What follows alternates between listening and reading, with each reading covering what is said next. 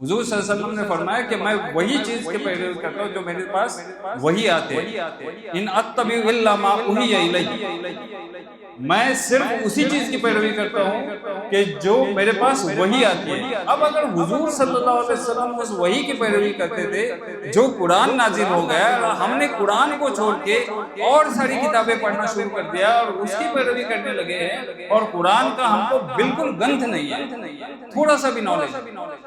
اب یہ قرآن کس کو ہدایت دیتا ہے؟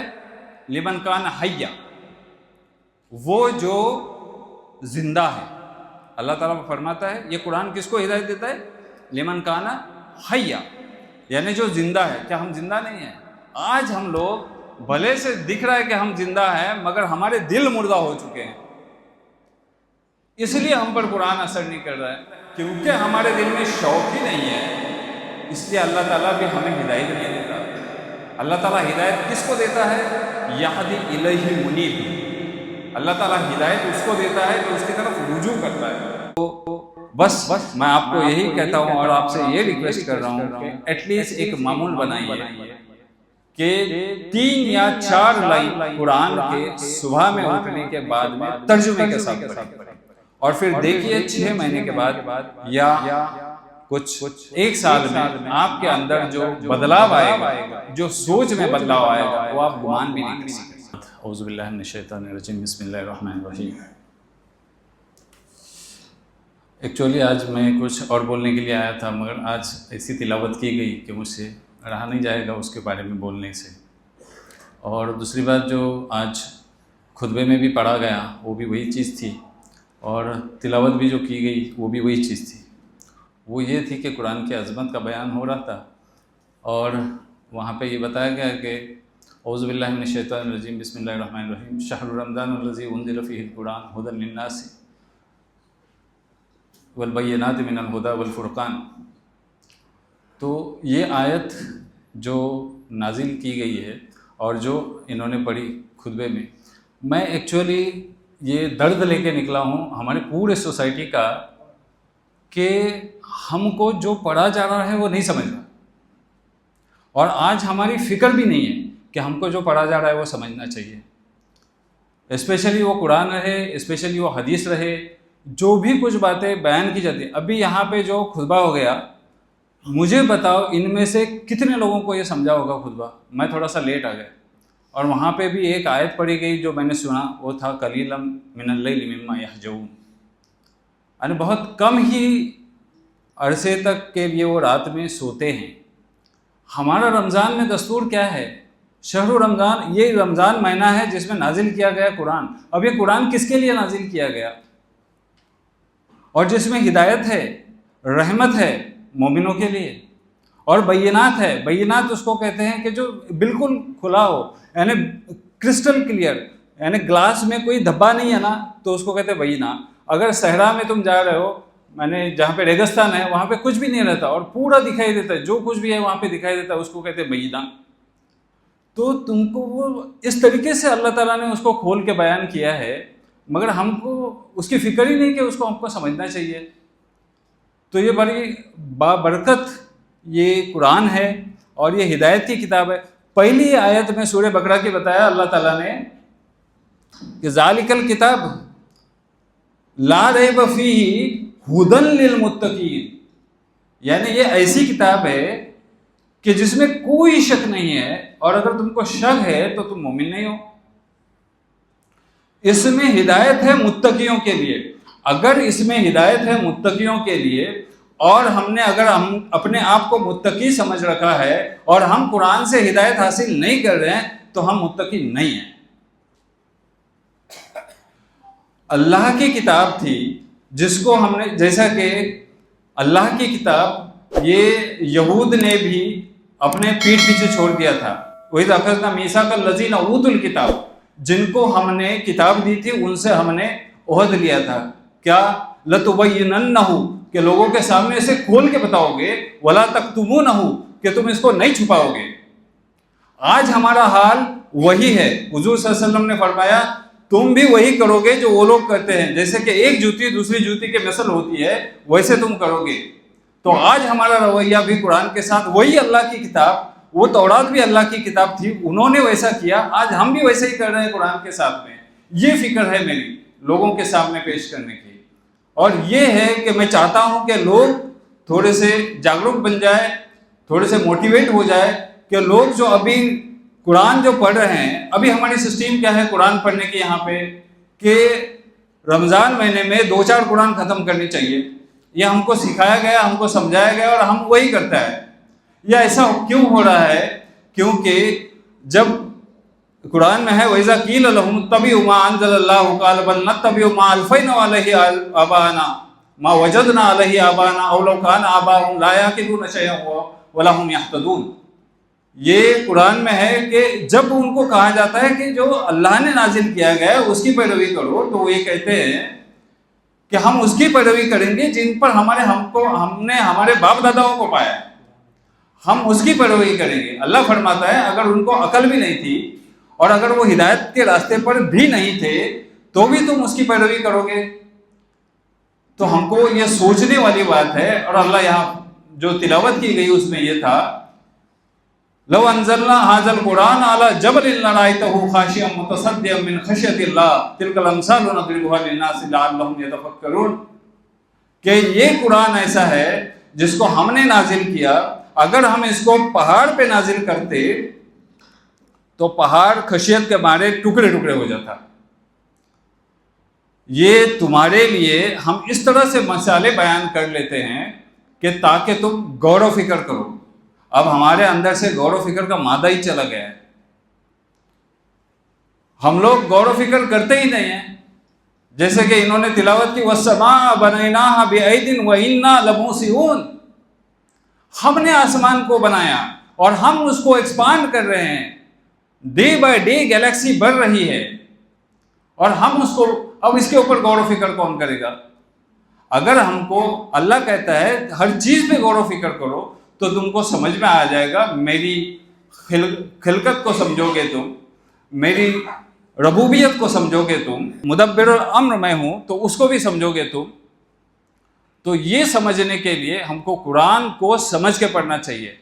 آپ کو اگر آپ لوگ، میں آپ سے ایک ریکویسٹ کر رہا ہوں، اگر آپ لوگ اس قرآن کو صرف پڑھ رہے ہیں، رٹا مار رہے ہیں، تو اگر دن میں آپ 1 سپارہ پڑھ رہے ہو تو کم سے کم 1 رکوع پڑھ لو.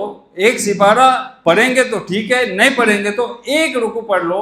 جتنا ٹائم 1 سپارے کو دے رہے ہو اتنا ٹائم 1 رکوع کو دے دو، اور وہ 1 رکوع تم سمجھ کے پڑھ لو. کسی بھی ٹرانسلیشن پڑھ لو، ٹرانسلیشن یعنی ترجمہ پڑھ لو، اس کا اس میں سمجھ میں آتا ہے. اور یہ بھی بتایا قرآن نے کہ وَلَقَدْ يَسَّرْنَا الْقُرْآنَ لِلذِّكْرِ فَهَلْ مِن مُدَّكِرٍ، کہ ہم نے اس قرآن کو آسان بنایا ہے نصیحت کے لیے، تو کوئی ہے جو اس کے اوپر تدبر کرے. اب یہ قرآن میں 4 مرتبہ ایک ہی صورت میں بتایا، تو اتنا آسان کر کے اللہ تعالیٰ نے بتایا ہے.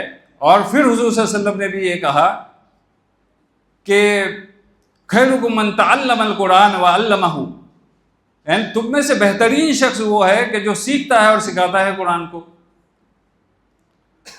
اور اس قرآن کے ذریعے حضور صلی اللہ علیہ وسلم نے کہا اس قرآن کے ذریعے کچھ لوگوں کے درجے بلند ہوتے ہیں اور کچھ لوگ نیچے آ جاتے ہیں. اب ویسے ہی قرآن میں بھی ایک ذکر ہے کہ یہدی بہ کثیرا ویضل بہ کثیرا، اس قرآن کے ذریعے بہت سارے لوگوں کو ہدایت ملتی ہے اور بہت سارے لوگ گمراہ ہوتے ہیں، مگر وما یضل بہ الا الفاسقون، جو فاسق لوگ ہوتے ہیں وہی گمراہ ہوتے ہیں. یعنی آپ کی نیت قرآن پڑھنے کی کیا ہے؟ اگر آپ سمندر میں غوطہ لگاؤ گے اور نیت رہے گی کہ وہاں سے میں کو کیچڑ لانا ہے تو آپ کیچڑ ہی نکالو گے. اگر آپ کی نیت یہ رہے گی کہ وہاں سے ہم کو موتی نکالنا ہے تو موتی ہی نکالو گے. تو جو لوگ کیچڑ کی نیت سے اس میں جاتے ہیں، جس نیت سے تم قرآن پڑھو گے اس نیت سے تم کو ہدایت ملے گی، اس طریقے سے تم کو ہدایت ملے گی. یہ قرآن نے ٹوٹل ہم کو بتایا ہے، بیان کیا ہے. یہ ھذا بیان للناس ھذا بلاغ للناس، یہ لوگوں کے لیے بیان ہے، یہ لوگوں تک پہنچانے کا کام ہے ہمارا. حضور صلی اللہ علیہ وسلم نے فرمایا کہ میں وہی چیز کے پیروی کرتا ہوں جو میرے پاس وہی آتے. ان اتبع الا ما اوحی الی، میں صرف اسی چیز کی پیروی کرتا ہوں کہ جو میرے پاس وحی آتی ہے. اب اگر حضور صلی اللہ علیہ وسلم اس وحی کی پیروی کرتے تھے جو قرآن نازل ہو گیا، اور ہم نے قرآن کو چھوڑ کے اور ساری کتابیں پڑھنا شروع کر دیا اور اس کی پیروی کرنے لگے ہیں، اور قرآن کا ہم کو بالکل گنتھ نہیں ہے، تھوڑا سا بھی نالج نہیں ہے، تو میری یہ فکر ہے کہ لوگ قرآن کو سمجھ کے پڑھنے والے بنے اور اس کے اوپر پھر عمل کرنے والے بنے. آج مجھے بتاؤ کہ ٹھیک ہے الف لام میم پڑھنے سے الف پہ 10 نیکی، لام پہ 10 نیکی، میم پہ 10 نیکی مل جاتی ہے، اس کا انکار نہیں ہے، وہ ملنے ہی والی ہے، مگر اگر آپ اس کو سمجھو گے اور سمجھ کے پڑھو گے اور پھر اس کے اوپر عمل کرو گے تو آپ نیکی کا حساب نہیں لگا سکو گے، اتنا وہ نیکی دینے والا ہے آپ کے پڑھے میں، آپ کا پڑھا بھاری ہو جائے گا. تو یہ قرآن لمن خاف مقام ربہ ونہى النفس عن الہویٰ وہی الجنت ہی الماویٰ، جو لوگ اللہ کے سامنے کھڑے ہونے سے ڈرتے ہیں اور اپنے نفس کی خواہشات کو روکتے ہیں ان کے لیے جنت ہے. اور آج ہم نے یہ سمجھ رکھا ہے کہ آج ہم حضور کے امتی ہیں تو ہمارے لیے جنت فکس ہے. یہ ہم جیسے کہ سرٹیفکیٹ لے کے آئے ہیں. ہم لوگ جو ہے آج گورنمنٹ ریکگنائز مسلم ہے، ہمارے پاس اللہ تعالیٰ کے سامنے ہماری کچھ ویلیو نہیں ہے، کیونکہ وقالت الاعراب آمنا قل لم تؤمنوا ولکن قولوا اسلمنا، کیونکہ جب بدو لوگ کہتے تھے اس وقت کہ ہم نے ایمان لایا، اللہ فرماتا ہے نہیں، تمہارے دل میں ابھی تک ایمان گھسا نہیں ہے، تم یہ کہو کہ ہم نے اسلام لایا. اسلام یعنی جہاں پہ تم رہتے ہو، اسلام یعنی مسلم، تم کو پہچانا جاتا ہے کہ آدھار کارڈ کے ذریعے تم مسلم ہو، مگر تمہارے دلوں میں ابھی تک ایمان گھسا نہیں ہے. اگر تم نے اللہ اور رسول کی اطاعت کی تو تمہارے اعمال میں سے کچھ بھی کمی کی نہیں جائے گی، مگر تم نے اللہ اور رسول کی اطاعت نہیں کی تو تمہارے کے لیے سڑ خسارہ ہے. تو اللہ نے یہ کہا کہ ایک سورہ انفال کی آیت ہے،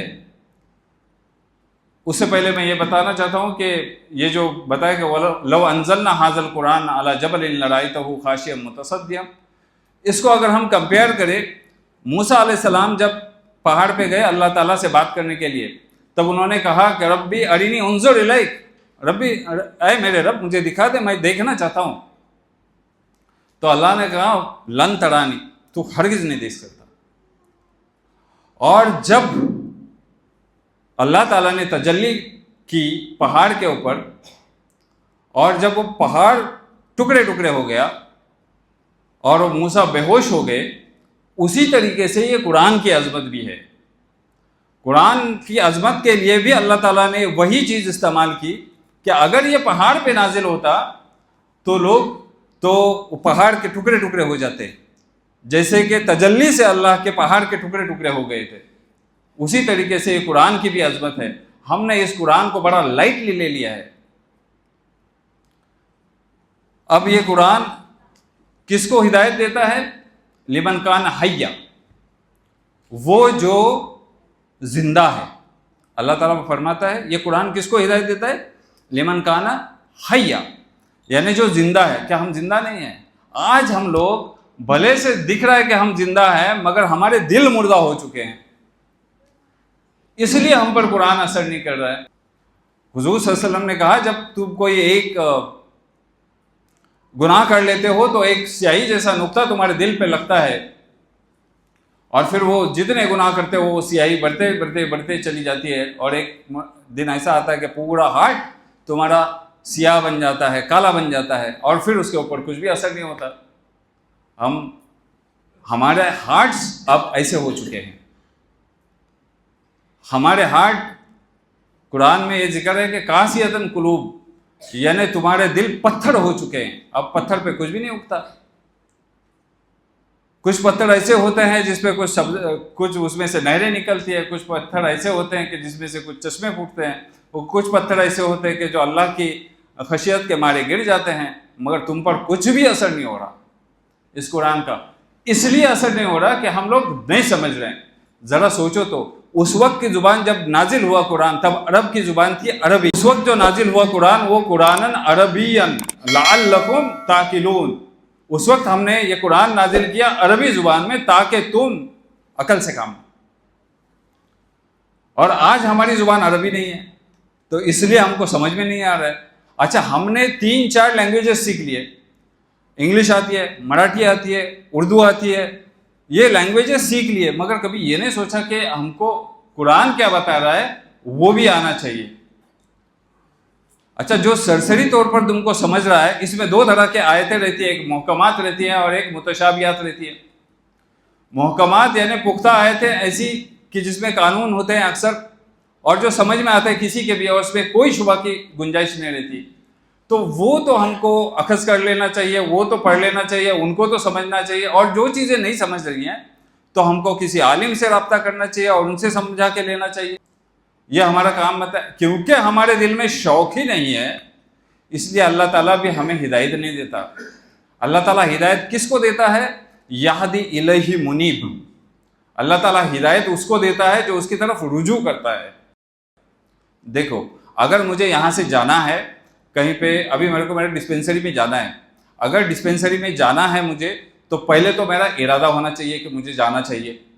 اب میرا ارادہ ہو گیا کہ جانا چاہیے، پھر دوسرا اسٹیپ کیا ہونا چاہیے؟ مجھے ایک قدم اٹھانا چاہیے، ایک قدم اٹھانا چاہیے، پھر دوسرا قدم، پھر تیسرا قدم۔ اچھا، وہ جو قدم میں اٹھاؤں گا وہ بھی اس ڈائریکشن میں ہونا چاہیے، تو ہی میں اس ڈیسٹینیشن تک پہنچوں گا۔ تو اللہ تعالیٰ کے یہاں بھی یہی دستور ہے، اللہ تعالیٰ کی سنت بھی ہدایت کا یہی ہے کہ اللہ تعالیٰ اس کو ہدایت دیتا ہے جو پہلے ارادہ کرتا ہے اس کی طرف جانے کا، پھر ایکشن کرتا ہے اس کی طرف جانے کا، اور پھر آہستہ آہستہ اپنے قدم بڑھاتے ہوئے قرب الہی حاصل کرنے لگتا ہے، اور اس کی تشویش میں آگے بڑھتے چلا جاتا ہے۔ اللہ تعالیٰ اس کو ہدایت دیتا ہے، اور اللہ تعالیٰ ان کو ہدایت نہیں دیتا جو اندھے ہیں، بہرے ہیں، گونگے ہیں، اور جو نہیں سدھرنا چاہتے ہیں۔ وَلَقَدْ زَرَعْنَا لِجَهَنَّمَ كَثِيرًا مِنَ الْجِنِّ وَالْإِنسِ، ہم نے بہت سارے جنوں اور انسانوں کے لیے ہی یہ جہنم بنائی ہے۔ کیوں؟ کیونکہ ان کے پاس دل ہے، لَهُمْ قُلُوبٌ لَا يَفْقَهُونَ بِهَا، ان کے پاس دل ہے وہ نہیں سمجھتے اس سے، اور ان کے پاس کان ہے اس سے وہ نہیں سنتے، اور وہ ان کے پاس آنکھیں ہیں نہیں دیکھتے۔ یعنی ہمارے پاس یہ سب کچھ ہے، مگر اللہ تعالیٰ فرماتا ہے جیسے تمہارے پاس ہے ویسے ہی چوپایوں کے پاس بھی ہے، وہ بھی نہیں سنتے، وہ بھی نہیں دیکھتے، وہ بھی نہیں سمجھتے، ویسے ہی آج تم ہو، بل ہم عدل، بلکہ اس سے بھی گئے گزرے ہو، کیونکہ تم کو اللہ تعالیٰ نے عقل دیا ہے اور اللہ تعالیٰ نے ان کو عقل نہیں دیا ہے۔ اور اس لیے ہم کو قرآن کو سمجھ کے پڑھنا چاہیے۔ اور ایک سورہ انفال کی آیت، بس آخری چند منٹ لیتا ہوں میں اور ختم کرتا ہوں۔ ایک حدیث بہت پیاری یاد آ گئی، وہ میں بتاتا ہوں آپ کو۔ نعمتان مغبونون فیہما کثیر من الناس، یعنی 2 نعمتیں ایسی ہیں جو ہلاکت میں ڈالنے والی ہیں، اور اس میں بہت سارے لوگ رہتے ہیں۔ وہ ایک یہ کہ صحت اور فراغت، یعنی جب تمہارے پاس صحت ہے تب تم اس کا استعمال کیسے کر رہے ہو، تمہارا ٹائم ہے تمہارے پاس تو تم اس کا استعمال کیسے کر رہے ہو، ٹائم تم ویسٹ کر رہے ہو یا انویسٹ کر رہے ہو، اس کا حساب تو ہوگا۔ اور پھر فراغت میں تم کیا کر رہے ہو۔ اچھا، جب بڑھاپا آ جاتا ہے تب ہم سوچتے ہیں کہ یہ کروں وہ کروں وہ کروں، اور اس وقت تو اپنی حالت اور کیفیت نہیں ہوتی کہ ہم سب کچھ کریں، نہ تبلیغ کا کام کریں، نہ کچھ پڑھ سکتے ہیں، نہ کنسنٹریٹ کر سکتے ہیں، نہ کچھ یاد کر سکتے ہیں، نہ کسی کے پاس جا سکتے ہیں، کچھ بات کر سکتے ہیں، وہ ہماری طبیعت نہیں رہتی۔ مگر جب صحت رہتی ہے تب تم کیا کر رہے ہو اس کے بارے میں پوچھا جائے گا۔ پھر حدیث ایک یاد آ گئی کہ لا تزول قدما ابن آدم، آدم کے پیر قیامت کے دن نہیں ہلیں گے جب تک کہ اس کے پاس 5 چیزوں کا سوال نہ کیا جائے۔ ان عمرہ فیما افنی، اس کی عمر کے بارے میں کہ اس نے کہاں خرچ کیا، ان شبابہ فیما ابلا، اس کے شباب کے بارے میں کہ اس نے اس کو کہاں پہ کھپایا، پھر اس نے مال کہاں سے کمایا، کس طریقے سے کمایا اور کیسے خرچ کیا، اس کے بارے میں پوچھا جائے گا۔ اور پھر جو علم اس نے حاصل کیا تھا اس نے اس کا کیا کیا، لوگوں تک پہنچایا یا اس پہ خود عمل کیا، یا ایسے ہی بیٹھا رہا، صرف لوگ مجھے بڑا سمجھے، مولوی سمجھے، ملا سمجھے، اس لیے وہ فکر میں رہتا رہا، ریاء الناس، لوگوں کے دکھاوے کے لیے سب کچھ کرتا رہا۔ اگر یہ چیز ہے تو یہ سارے سوالات آپ لوگوں سے اور ہم لوگوں سے کیے جانے والے ہیں، اور اس کی تیاری ہم کو کرنی ہے، اور اس کی تیاری کے لیے جو ہدایت کی کتاب ہے اس ہدایت کی کتاب کو ہم کو فالو کرنا پڑے گا، جو حضور صلی اللہ علیہ وسلم کے احادیث ہیں، جو صحیح احادیث ہیں، ان کو ہم کو فالو کرنا پڑے گا، اتباع رسول۔ جو رسول کی اطاعت کرتا ہے وہ اللہ ہی کی اطاعت ہوتی ہے، اور جو اللہ کی اطاعت کرتا ہے وہ رسول کی اطاعت بھی کرنی چاہیے اس کو۔ تو بس میں آپ کو یہی کہتا ہوں اور آپ سے یہ ریکویسٹ کر رہا ہوں کہ ایٹ لیسٹ ایک معمول بنائیے کہ 3 یا 4 لائن قرآن کے صبح میں اٹھنے کے بعد میں ترجمے کے ساتھ پڑھیں، اور پھر دیکھیے 6 مہینے کے بعد یا کچھ 1 سال میں آپ کے اندر جو بدلاؤ آئے گا، جو سوچ میں بدلاؤ آئے گا، وہ آپ گمان بھی نہیں کر سکیں گے۔ 5-7 سال پہلے میں بھی آپ کے ہی جیسا تھا۔ شکیل مولانا سے میں کچھ سیکھا ہوں، شکیل مولانا میرے استاد ہیں ویسے، اور میں ان کے پاس تجوید سیکھنے جاتا تھا الحمدللہ، اور کچھ دنوں تک میں گیا تھا، اور پھر بعد میں ان کا تبادلہ ہو گیا، اس لیے میں ان کا شکر گزار ہوں کہ انہوں نے مجھے سکھایا ہے، اور جو کچھ آج میں کام کروں گا اس کا بدلہ تو ان کو ملے گا، اجر تو ملے گا انشاءاللہ العظیم، کیونکہ میں کام صرف میری امت کے لیے کر رہا ہوں، اور میں کام صرف اس لیے کر رہا ہوں کہ لوگوں نے اس قرآن کو مہجور کر دیا ہے، اور اس کو مجبور بھی کر دیا ہے، مہجور بھی کر دیا ہے، چھوڑ بھی دیا ہے، اور مجبور بھی کر دیا ہے۔ ہم چاہتے ہیں کہ قرآن میں وہ چیز ہو جو ہم چاہتے ہیں، قرآن میں وہ احکامات پہ ہم عمل نہیں کرنا چاہتے جو ہم کو نہیں پسند ہے۔ افتؤمنون ببعض الکتاب وتکفرون ببعض، کیا تم کتاب کے ایک حصے کو مانتے ہو اور کتاب کے دوسرے حصے کو نہیں مانتے؟ اور تو جو کوئی ایسا کرے گا تو اس کے لیے دنیا میں رسوائی ہے، اور یوم القیامت یردون الی اشد العذاب، تو اس کو عذاب میں ڈھکیلا جائے گا قیامت کے دن میں۔ تو ذرا سوچو آپ کو کہاں پہ جانا ہے، اور ذرا سوچو اس بات کو کہ ہم جو اپنے آپ کو مسلم کہہ رہے ہیں، کیا آج ہم مسلم کہلانے کے قابل ہیں؟ نیکسٹ ٹائم انشاءاللہ اگر آپ مجھے موقع دیں گے تو ہم ایسے ہی بات کرتے رہیں گے، مسلم کون ہوتا ہے، مومن کون ہوتا ہے، اس کی صفات کیا ہوتی ہیں، یہ سب میں قرآن کے ذریعے آپ کو سمجھاؤں گا، چند حدیث کے ذریعے سمجھاؤں گا انشاءاللہ۔ جو کچھ اللہ تعالیٰ مجھے توفیق دے گا میں آپ تک اس کو پہنچانے کی کوشش کروں گا۔ وآخر الدعوانا ان الحمد للہ رب العالمین۔